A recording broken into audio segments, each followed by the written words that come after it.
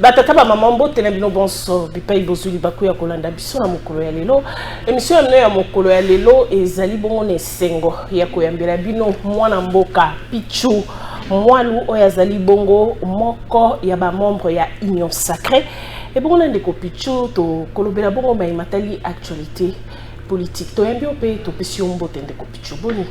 Merci beaucoup, la grande dame de la presse. Je salue cette invitation d'honneur. Voilà pourquoi je dois marquer cette reconnaissance par rapport à votre dévouement, à votre qualité de la communication de la presse. Donc oui, c'est bel et bien Maître Pichu Mbalou, l'un des communicateurs à titre du chef de l'État. Donc nous sommes là pour la communication des institutions, du bienfaisant du chef de l'État et puis ramener aussi les déshydratants de la population afin que trouve compte par rapport au programme du chef de l'État. Ndeko Pichu, est-ce que vous avez dit que Lingala? Oui, c'est Lingala. On a pour le bail. Vous avez le poto mingi. Mais t'es le poto. Vous avez diaspora. Donc, nazama quinoa, donc on est grandi à Kinshasa et puis natangi na Kinshasa, na université de Kinshasa, na sisi na droit kuna et voilà, je suis avocat, ya barwa Kinshasa matete donc. Excuse par rapport à moi, le pote qui met l'ingala vraiment donc il a ma casse zali. Bon, tokemba on a vivia sujet na biso mwana mboka Martin Fayulu à s'adresser qui na population lobby.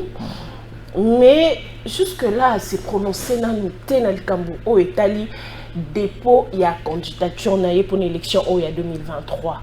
Est-ce que esa stratégie malamu pour na Fayulu ya ko garder na nous flou pour na dépôt ya candidature na. En tout cas, grande dame et l'opinion au badai ko na biso ba kongomani ba kotala biso mokili mobimba. Il est temps ngonge beti ngonga ya bosolo esengete baimbo ka ba kongomani ba comprendre ba yeba bosolo ezali wapi na comportement ya kulutu na ngai Martin Fayulu que on a beaucoup na respect na ye. O torutakine musika na ba Moïse Monidela ba Roger Lumbala ba Basile Longo Pongo tozalaka banso na 7 o to soutenaka Etienne Tshisekedi dont le 7 était le coordinateur c'était mon président et puis voilà. Mais par rapport à comportement politique na yende totali ko fistugé parce que c'est vraiment pas si pena mawa kulutu o banzi ete lelo okoki kokosa bato zobi ba comprendre yo obimi molonge okeleki lobi peso zobi mais au fur et à mesure ba komi ko comprendre que comportement na yo to manière na yo to lolenge na yo ko la politique yango na ko benga kana le poto le escroquerie politique escroquerie sondeni yo bien sûr mais le escroquerie politique de mon aîné Martin Fayulu yango na moment o eza sous na esikate parce que tozongi na zongi so moi simamoke.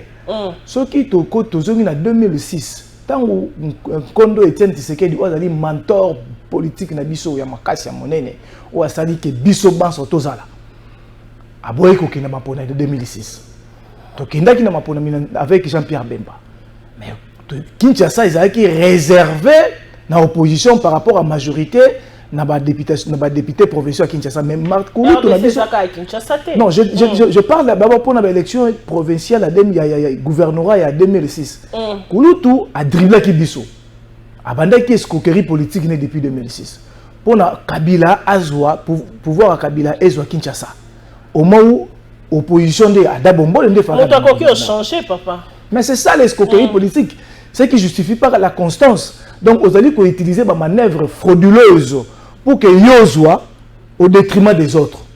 C'est ça l'escroquerie politique qui sont de parler. Toye awawawa. Après l'élection en 2011, dans Kondo, après qui s'est dit que bazwa qui va kende parlement, ba telemelaki, ba koti parlement. C'est ça aussi l'escroquerie politique.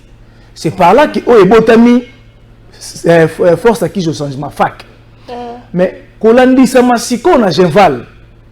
Na banzi boyandi bino banso ba yenyo so to keneki na Genval de la vérité tiena isemina mais ça le lenge kan wana nyoso na dépôt ya candidature na siko c'est ça le comportement de l'escroquerie politique on a tali sinon me boye ba konde ko comprendre pourquoi je parle de l'escroquerie politique de ya Kulutu Martin Fayulu on les ezali sko dénoncer Kulutu aboyi ko kenema ponani ezali droit politique na ye parce que maponami ezali droit mais ezali obligation te ce que omoni kokoki kokende OK ce qui peut boyi kokende obeyo apekisi baye bakende ko déposer na députation nationale pe na provinciale na banzi bomonaki seni epibiaki liste provisoire ya ba parti politique na ba regroupement au atteindre seuil de recevabilité. Oui, pas à qui na biloko oyo ti les lois ont reproché na seni. Mais tant Nkondo Etienne Tshisekedi ezaki na makambo ko reprocher na seni na 2006 nda mibendaki nzoto ayaki lisusu atikaki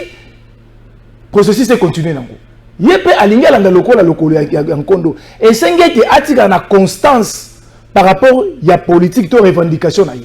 C'est ce que nous reprochons à lui. Mais qu'est-ce qu'il a fait? Maman nanga soki bomoni ete le loyo omoni akomi bitumba na décidé, c'est moi le dénonçateur. Akena isu ko sangisa ba candidat députés nationaux na provinciaux na fikini kaka aw. Akangisi ba dossier na bango akini ko kotengo frauduleusement na kati ya seni. Bayokana kite pour na siège ya Idiofa. Le quoi Idiofa faisait na 9 sièges. Ya linga yemoko azwa tous les 9 sièges. Nde ba moko ba ye babite. Ba senga kisko fa ba kuta na Faden House pour na ba traiter dossier Idiofa pour ye ba pesa ye 3 sièges et puis le reste ba kabolango na baninga na mais et quand dit de manière frauduleuse. Au moment où voilà. Alors quand on d'une manière frauduleuse pour déjà signer et clôturer non et bien ici là bas numéro parce que ça y est ma gravité ma caméra nazo yebisa yo yamboye te seni abimisa ba numéro oyoyo tant après avoir kobimisa ba liste provisoire on avait déjà clôturé na ba députation nationale na ba provinciaux to komaki kolandisa ba municipaux na ouverture il y a dépôt il y a candidature il y a présidentielle mais il y a organisé qui makambo wana je suis ce qui tembe et penge ya na plateau tout ça n'est débat contradictoire ce qui tembe devos aya na plateau tout ça n'est débat contradictoire makambo nazali kolobager de preuve c'est moi qui ai dénoncé ça tant on a dénoncé yango bakutani na vidéo na ngai aye ko changer programme ya réunion na Faden House aye ko organiser réunion à 5 personnes. Yekulutu Martin Fayulu, Devos, Epenge, Trezeguet, na moko mususu nde komone kimingai. Basangani 5 na vidéo na ngai. Kotuna lolenge kani ngai na zwaki mayele ya koyeba makambo oyo pote lelo yo bango baza na capacité ya kokotsa ba dossier na bango frauduleusement te. De kopitio makambo na nyoso bien ondeni po yo na réunion na ya 5 personnes on sala quitté. Siko yo bien ondeni. Tala manga zali fin politique. Je suis de formation ya Nkondo Etienne Tshisekedi. Tu es bien n'engagé ni coco, n'a pas qui coule tout que cause la politicien et 5 états dans ma réseau. C'est parmi mes réseaux où que nous avons n'engo, y a mon essayé que n'ana que les coco ta tiba sali na réunion à Faden House, na vidéo n'angai, n'atengelo 5 personnes wana, baye bisanga ke na kosi. Avant basala qui réunion avant. Basala qui réunion non. Y a liboso message na e. Y a liboso basala qui ango na fikini, de à récolter ba dossier, y a ba candidature nationaux. Na provinciaux au moment où déjà c'est à clôturer qui est à pour là. Tant que bayo kanité pour na Idiofa. Ndé c'est là que bakuta na ce qu'on a fait dans house. Le moment où bayo na programme a fait de house, n'a ce qu'on a bimisi secret. Yangonde a changé réunion à 5 réunion d'urgence il y a 5 personnes on a tangeli wana. Pour na ba statuer par rapport à nengani ningai na yebaki ba secret wana parce que moyen ba travailler lisusu frauduleusement pour que ba s'intégrer à côté de sa candidature nationale provinciale parce que intention de dire si quoi faut y passer a déposer candidature na présidentielle si quoi on est avant pour déposer faut biso payer ton déposer non mon qui a commis d'une manière frauduleuse à côté de sa candidature na bango ngana dévoiler yango secret kopelali c'est ça le problème maintenant aujourd'hui il s'est dit à déposer na niveau ya présidentiel la base beaucoup qui bitumbe bimeki na ici toujours par rapport à Azali droit politique naïe. Azali moko ba politicien congolais. Oui, pour l'instant, Martin Fayulu a l'obligation, a le devoir et l'obligation de déposer comme candidat à présidentiel étant que indépendant. Alors déposer indépendant, c'est ça lié à l'équisiko à la majorité. C'est ça maintenant pour vous dire que voilà pourquoi je suis en train de dénoncer les comportements d'escroquerie politique. Il y a Kouloutou Martin Fayulu. Parce qu'aujourd'hui, à mettre Siko en difficulté, si entourage naïe, ce n'est pas pour rien mon avis que Kouloutou Nangaï Fumupa, Adolphe Mosito, à se désolidariser qui naïe. Toujours pour les comportements de l'escroquerie politique, il y a Tindaki Batuna Seni, Blaise Moïse dit dans Seni, Namoko Moussuna Konti Yaïside, a roulé qui Adolphe Mozitu. Tant qu'il y a comprendre, mais à se désolidariser, et puis le comportement des blocs patriotiques au Monaki et Koufaki. C'est à cause d'un moment qui va se désolidariser. Au moment qui va connaître ma tête à Polo à se désolidariser. Pourquoi va comprendre que non? Fayulu azali toujours dans comportement escroquer. Ali ko rouler baninga na. Et rouler ba matata ndeli ba on ba sangana pour une cause. So e ba ko marcher ba sangani ba marcher. Matata skala ko sana la mukata. Na yebi sa yo que l'intention na yezaki ke batia ye azala toujours yende liboso. Yango moni ke ba yo kanité. Alingaki a escroquer bango pour que bato ba bimisa ye l'unique candidat. Ne ba boy bité. Na 2018 yondo zalaki. Tout repesengi ke biso peto zala. Mais le lenge kan yo ko ngaka yo. Donc azalina maladie escroquerie politique pe na égoïsme politique en lui. Au moment où que le lo soki Martin Fayulu a déposé tenandenge FCC et déposé PT candidature moko na présidence la législative monte que eko décrédibiliser quand même ma ponami o. Maman, ozali journaliste monene. Tant aux autres et discréditer processus électoral. Et bon, on a 2006. Le 5, le numéro 1 de l'opposition, a s'abstenu qui? Traitement qui? Ma ponami qui? République continue qui? Quand Martin Fayulu avec son parti Mallette, non,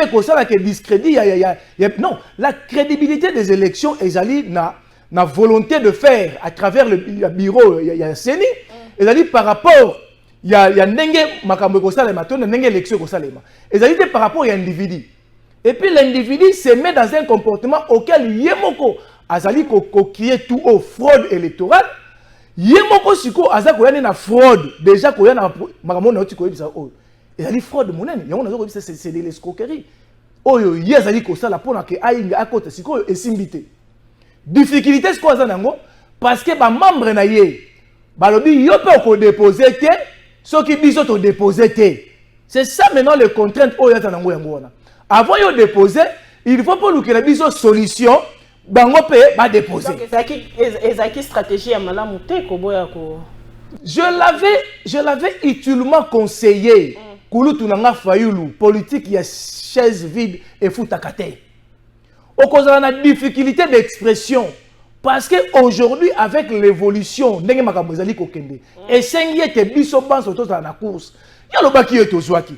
Siko to ke nesko na ndakisa mususu. Ya lo bi ke sene ezali crédibilité. Ya lo bi ke fichier électoral ezali audité. Mais lo lenge kanya ngani ko susu ko pousser à kota par force. Nakati na processus électoral. Mais solo ba makambo ka yo zo raisonner o. Ba congolais, ba congomani. Makambo nazali ona oti ko bimisa oyo. Soki ngai na kosi. Bengela ngai epenge to sa ne débat contradictoire. Bengela nga divorce kitoko to sa ne débat contradictoire par rapport à ma dénonciation on a sali.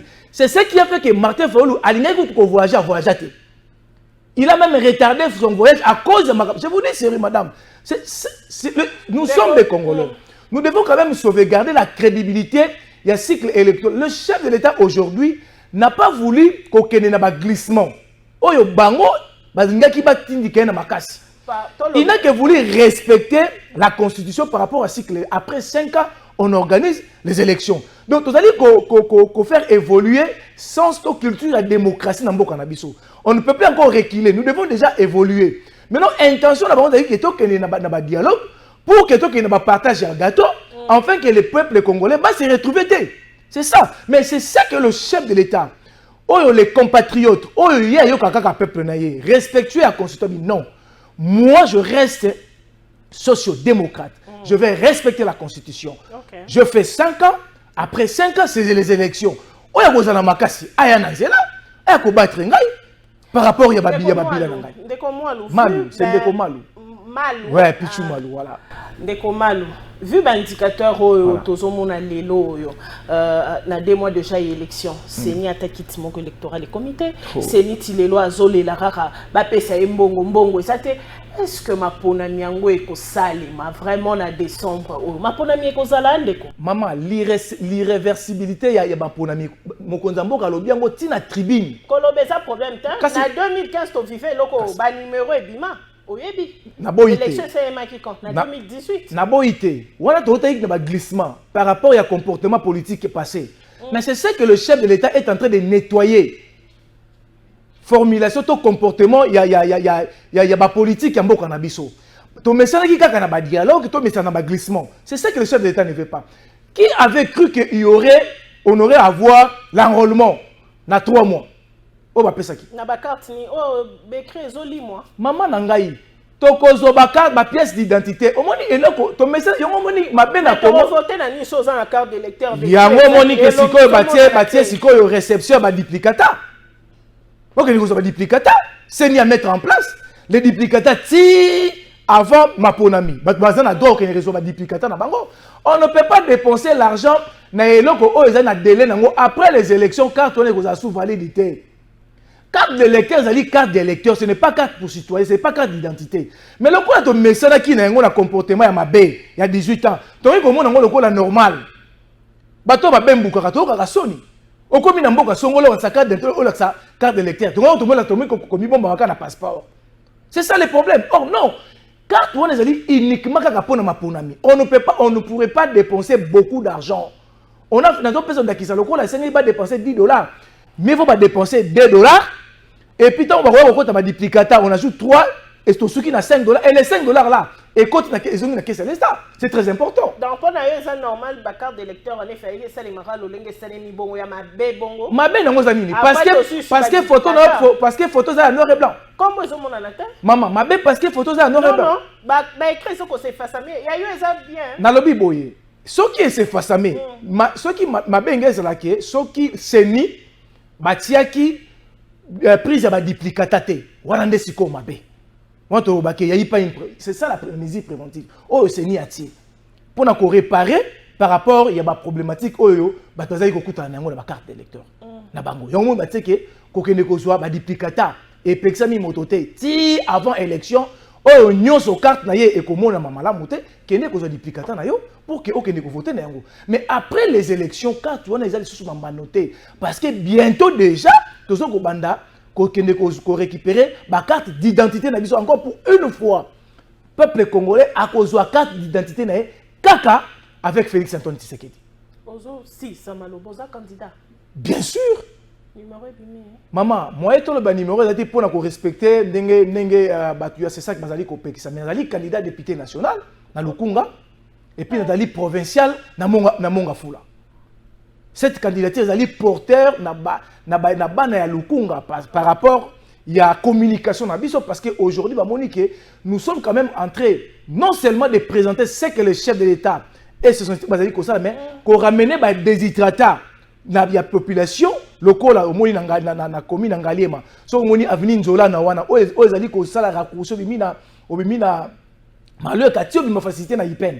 C'est notre communication qui a fait qu'aujourd'hui, nous avons un Salama. Ok. Au Moni Komoriko, il y avait des problèmes pour autant de la Komoriko, na Bangala. Il y avait des problèmes de laisser Bebaki Makasi.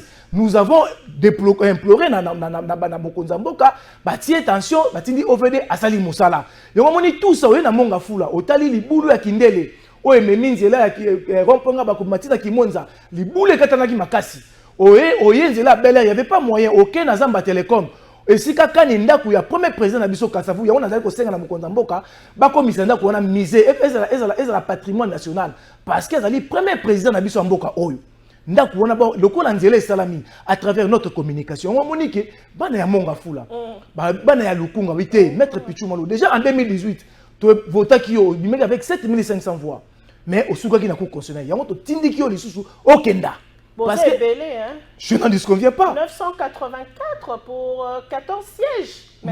Maman, oui, Ezali est belé. Parce qu'il n'y a eu pas de délimitation. Il y a un nombre, il y a une candidature par circonscription. Il y a un moment que l'évolution de la démocratie en Bokanabiso, si tu as délimité nombre, c'est tout à fait normal. Tout ça est belé.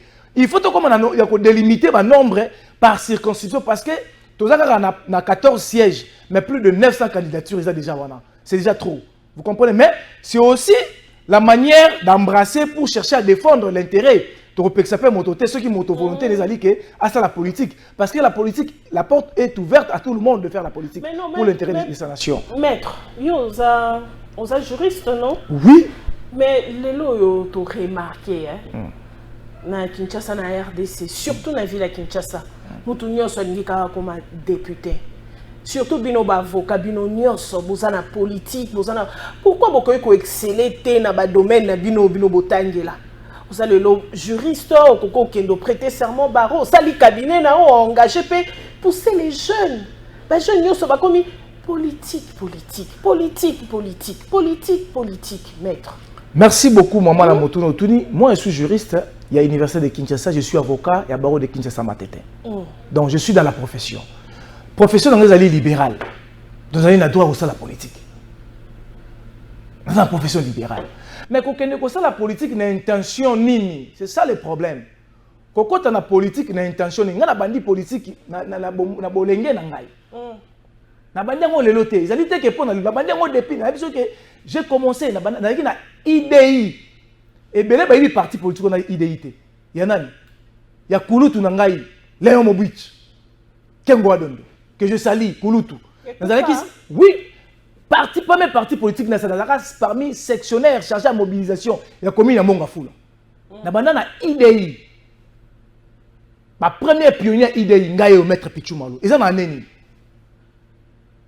neni. Avant Afdel Ekota. J'étais déjà en politique. Actif. Neko Longwawana, Neko Koma, Toko embrassé na RCDN avec Roger Lumbala. Tant qu'il y a RCDN, tu as la 7, Nabandeko Basile, Roger Lumbala, Moïse Monirela. Donc, la politique, ce n'est pas par rapport, il y a une intention, il politique, ce sont des antivaleurs. Voilà pourquoi on dit qu'aujourd'hui, le chef de l'État a réhabilité l'UGF. Tout ça, c'est pourquoi? C'est pour bloquer les antivaleurs, la politique. Car il y a une politique. Pour détourner, ailleurs politique pour dilapider mission de l'État. C'est ce que nous saluons la volonté politique du chef de l'État. Donc, aujourd'hui, la politique, c'est pour servir la nation. Et non, c'est servir. Ces services, ce sont des antivaleurs. Là, nous condamnons. Donc, nous sommes au côté politique. L'intention est de se servir. Nous condamnons ça. Et puis, aussi, pour la bangote. C'est compliqué pour Yango. Mais quand tu viens à la politique pour l'intérêt de la nation, là, ça va. Là, c'est tout à fait normal. Ce n'est pas un problème pour faire la politique. Moi, quand on a une union sacrée, c'est qui était gouvernement à Warrior et démissionné. Pour naïe, Tokolo Balelo, que le régime a échoué. Maman Nangai, régime a échoué dans les Cambonines. Tata Mokonziaye, tozu pouvoir. La banzia te boza kolanda procès kuna ya Bukangalonzo. Mais, nous avons rappelé que ni l'école fait ya. Bino Bosalini. Parce que nous avons dit Bino. Nous avons Tata Mokonziaye. Gratuité de l'enseignement. Ils ont dit droit constitutionnel. Oui, ils ont dit ça va recours l'examen d'État. Maman Nangaï, Nabanzi Olandaki, ministre EPST, à s'expliquer qui. À présenter un moyen de défense par rapport à Yango. À Talisa qui dès qu'il y avait des recours, on doit être quand même correct et sincère avec nous. Alors, Baki, dès qu'il y a eu des recours, s'il avait avoué les recours, on allait condamner Ayebi. Moi, je n'amène. Parmi les communicateurs de l'Union sacrée, Oyebi. Non, il a bien dit que liste définitive, il y a un candidat qui a joué. Maintenant, elle a dit qu'il y avait le fenêtre, il y en est passé. C'est la faute, il y a un réseau. Parce que la publication des examens, qui change la publication des examens dans le journal. Mais aujourd'hui, ils ont dit un réseau dans le maintenant, ils ont oublié de fermer la fenêtre l'année passée. Ils ont créé une confusion dans la publication. C'est ce qu'a expliqué le ministre APST. Oh, moi, je suis quitté à Bandicourt. Après,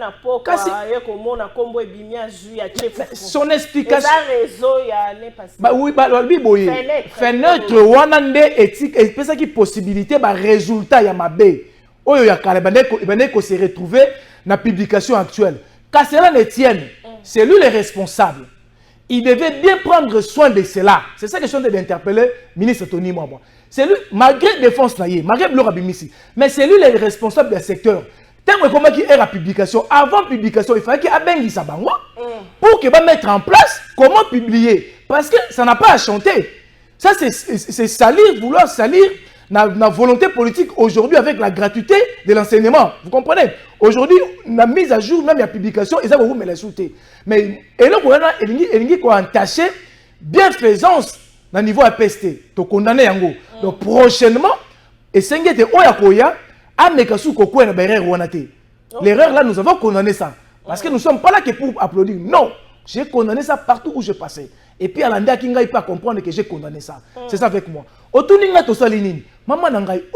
avec les réformes au sein de l'armée, notre armée hier a été totalement inféodée, infiltrée. Mais aujourd'hui, avec la volonté politique du commandant suprême, recrutement, on est en train de réformer notre armée. Recrutement, plus de 20 000 militaires, bien formés, bien équipés. Aujourd'hui, notre armée a eu à 7e. Et nous sommes prêts à affronter l'armée Nyoso. Je pense que c'est le ultimatum. Maman, qui déjà depuis. Et c'est là qui ultimatum parce que tu as un processus à Luanda. Étant que pays, étant que État responsable, on devait faire qu'il te passe un ultimatum pour que Bango. Est-ce que c'est là qu'il peut ça ultimatum? Bien sûr. Et c'est là qu'il peut attaquer directement l'ennemi. Pour l'ennemi peut tout jouer position. Maman n'a pas beaucoup attaquer. Maman, et là qu'on lobby m'a bêté. Mais n'a pas yebisa yo. Chers compatriotes, qui déjà qui ont récupéré territoire. Moko, bozo à la surprise. On va je vous dis avant décembre, Bunagana et Zozonga na maboko ya Congo, na maboko na biso. Parce que Bunagana est quoi qui na mindu quitté. Bunagana y a eu trahison. Il y a eu trahison. Mais à cause de la trahison, on a dit que on devait faire le toilettage et les réformes au sein de l'armée. Aujourd'hui, réforme est pessimiste. L'armée n'a pas été en puissance sur tout le plan. Maman Nangai, mboka na biso to wumeli to zaki na société à raffinerie minerai na biso bané ko bima gratuite et bané ko bima brite. Autre bané ko perdre et belé na mboka na biso. Mais aujourd'hui avec la volonté politique du chef de l'État, c'est oyo ezali lelo et pesibiso laboratoire moderne na Lolaba. Après combien des années notre matière première est ko bima lisu sur brite à cause de la volonté politique du chef de l'État. Ok. Ce n'est pas la bienfaisance, maman Nangai. Ce qui doit être ici, aujourd'hui, hier, qu'est touché l'enseignant de l'école primaire comme salaire? 80 000 avec beaucoup de barrières. Mais aujourd'hui, plus de 360 000 francs congolais. L'enseignant de l'école primaire à Zokozwa. Et Kokina nous a raté, mais déjà, et Mati quand même, on a 80 000 barrières, on a plus de 360 000 francs congolais. Tout le but est que Ekoki, mais déjà et Mati est belé. C'est ça la bonne volonté. Autant c'est que Makanicia madame yakoyeba ko bongi sa vie sociale. Ya enseignant na biso. Congo Airways c'est ça. Mais Congo Airways maman nangai. To kanisa qui était Congo Airways. Ezali qui société d'État. Ya mboka Congo. Mais non. Mais ma société oh basala qui va récupérer action na bango ndeko kabila récupération na matata ponyo a récupérer action na maintenant qu'est-ce qui est resté Congo ouais mais bayela qui s'il vous plaît maman bayela le gouvernement quoi ça a pu relancer nako koma wana bayela qui ça qui biso kimpa vite fait on na kimpa vite zo ko bembuka kati bayela qui ça qui biso les bombardiers anuarite il fait que bana ko matake bembuka kati siko ezawapi Mokonzamboka a kota qui na pouvoir avion les acquis au sala. Nazo yebisa yo to kuta ki avion moko ya panne. Biso ne to bongisa yango. Nde bande ko sala musala. Mais aujourd'hui et puis en panne.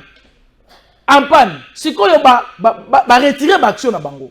Mais aujourd'hui l'État congolais a tiré 10 millions pour acquérir 2 avions déjà et puis qu'on mettre déjà en place ba matériel pour relance nango. Parce que politique ya malamu ya tata mokonzi to mabe tata mokonzi ça wapi atie 10 millions déjà pour que tous soient déjà des avions et puis qu'on va ndenge ko faire relancer Congo Airways ezo ngona sika nango franc congolais zo mataka quand même des compétitions maman nanga omoni conséquence ya économie ya lelo yo ezali tata mokonzi te.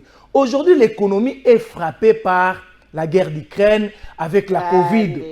Je suis en train de vous dire aujourd'hui biso akara guerre wana ezaka ke pa na biso so toucher ka biso yokana biso maman biso kutu toza ko vivre mieux que bato baza libanda pour na nyomodi ba mikili c'est bazo ko sopra na Congo Pour le monde bana poto nyonso ba komi ko ya ko sala. Ba comprendre que pas c'est comme kuna makasi. Ce n'est pas seulement qu'on a ba candidat, ba comprendre que kuna le reçu ezate maman. Au moins loyer kena na Chicago Bulls na États-Unis d'Amérique. Loyer et c'est quadruplé. Ba litre mafuta huile auto lambelaka oyo. Ezaki na 5 euros. Aujourd'hui, ba on reçoit plus de 25 euros. Kena na France, kena na Belgique. C'est la même mais biso sikoyo yo. Tout à le pays le moins cher na litre à carburant. Non, dans le sens que tomaticité, dans le sens que les conséquences, il y a économie na biso, natali so d'abord et le calibo. Jamais balé. To kuti économie extravertue. Oh biso to kuti. Ça veut dire ba payande ba simba économie na biso. Yango to konana toujours les conséquences, il y a pouvoir passer on a bisaka que Kabila n'est qu'un criminel économique et politique de notre pays. Parce que c'est lui qui a favorisé l'économie extravertue. C'est ça les conséquences que nous vivons aujourd'hui. Mais aujourd'hui, le chef de l'État est en train de travailler afin qu'on puisse récupérer. Aujourd'hui, le pays est en train, et comme on envoie l'industrialisation. Le lot de l'industrie à Bakaro, ni une totalité. Comme à Dubaï et Koufi. Le lot au Karo est sous luxe, c'est un peuple congolais. À travers, mais bien sûr, et vous savez, on va monter bus.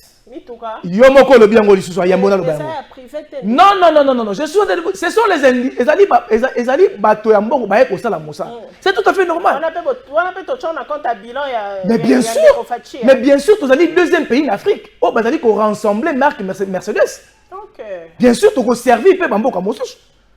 Ezali bola mona biso Natangu ya nkondo mobutu. Entreprise ba pa to chongo peka na compte. Maman entreprise ba pa nini maman ngai ba investisseurs ceux qui baye. Ce sont des investisseurs baye pour investir dans beaucoup. C'est ça l'industrialisation. Ceux qui ba investisseurs baye. Bana ba avantage yani, c'est ya bisote. To ko zo misala. Miso ezotika na mboko na biso. Mais de vous ya biso. Économie soso komata. Sikoma beza.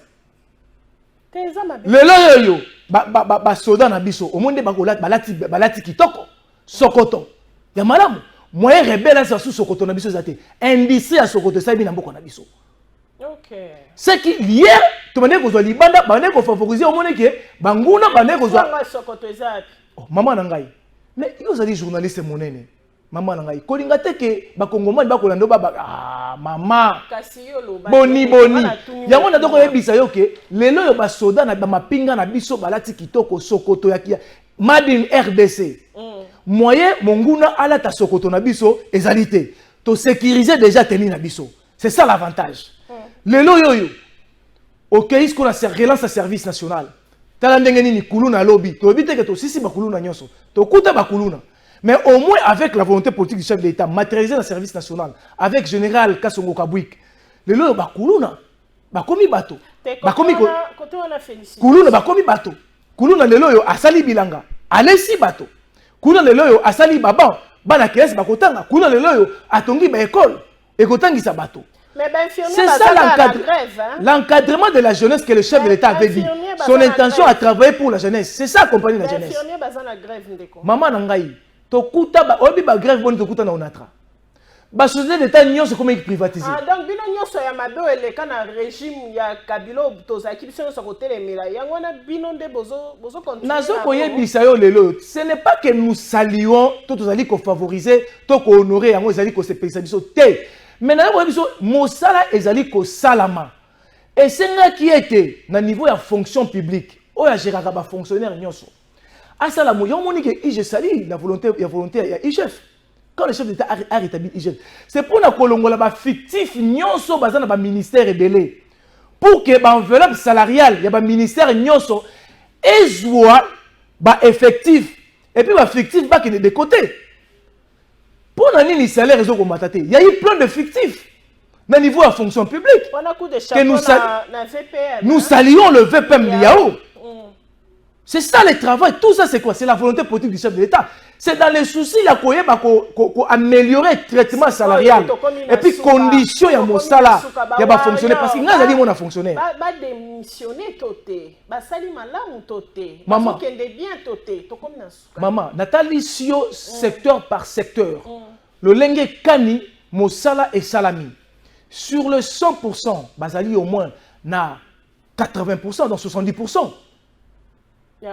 Oh, basali madame, tu as dit que bayenyo ba kokisi, oh il fait ça matin, mais au moins satisfaire. Donc on va passer que là c'est pas satisfaire parce que sanction c'est la distinction, satisfaction. Ce qu'on a satisfait, n'a pas distingué, n'a pas satisfait, c'est ça. Bah satisfaire à travers la réalisation de notre côté de. Mais au moins, nous devons quand même comprendre que aujourd'hui, sur le plan diplomatique, le Congo n'a pas un concert de la nation. Le à travers la diplomatie et la gestion de l'État, il y a un monique qui à 145 territoires. Misolo na biso, si vous venez à Soukawana, Misolo na biso, oya basamba, et bande ko kende wapi. Et pas ya bapaya. Bassin ko ya biso à Congo, mais Misozo ko ya na mboka mususu. Mais à travers volonté politique chef de l'État, nous avons récupéré ça. Plus d'un milliard. Il y a un lelo ezako développé 145 territoires. Si ko to komona mabende ngeni, lelo zongo ezi courant. Après combien des années? Matondi na yo ndeko Pichu, tokomi vraiment na suka. Na kanisi ete eza mbala liboso pe ya suka toya. Prochainement so eto benge okoya. Matondi pe na bino ba e bolanti biso na nzela Congo télévision. Ozali kolanda émission na mokolo ya lelo. Au lundi biso bongo jeudi na 9h juste on a rediffusion. Ce kozangi jeudi na 9h. Okoyi kolanda biso pe na A30 télévision. Na mokola mercredi na 20h30. Ozali moi politique, ozali analyste politique, ozali mopandi sango, ozali motokende sango, ozali mwasi oza kosala mosala pona kotombola bendele pe lokumu ya mboka benga biso bongo na numéro oyo ezali affiché na se ya betano na bino pona koya kotalisa bongo makanisi pe misala oyo bozali kosala.